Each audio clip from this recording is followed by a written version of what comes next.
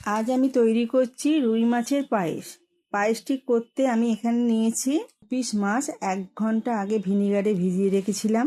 দুধ নিয়েছি 1 লিটার, কিশমিশ, কাজু, ঘি, খোয়া ক্ষীর, তেজপাতা, ছোট এলাচ, চিনি, নুন। এবার ফ্রাই প্যানে 1 কাপ জল দিচ্ছি। জলটা ফুটে গেলে সামান্য নুন দিয়ে মাছগুলো সেদ্ধ করতে দিচ্ছি।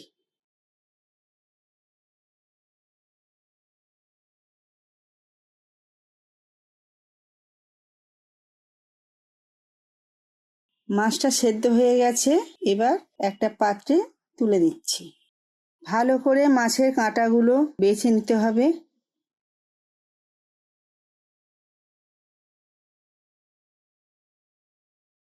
এরপর ফ্রাই প্যানে 3 চামচ ঘি,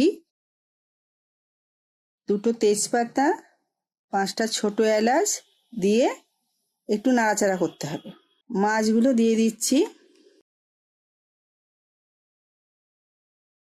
মাছগুলো কিছুক্ষণ ভাজার পর কাজু কিশমিশ দিয়ে আর একটু নেড়েচেড়ে নিচ্ছি।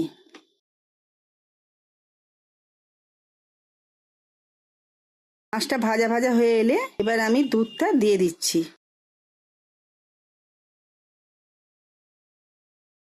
চাপা দিয়ে 15 মিনিট সেদ্ধ হতে দিচ্ছি।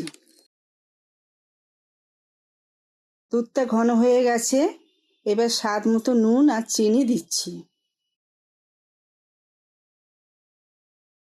খোয়া ক্ষীর দিয়ে ফুটিয়ে নিলে তৈরি হয়ে যাচ্ছে মাছের পায়েস। রান্নাটি কেমন হলো জানাবেন।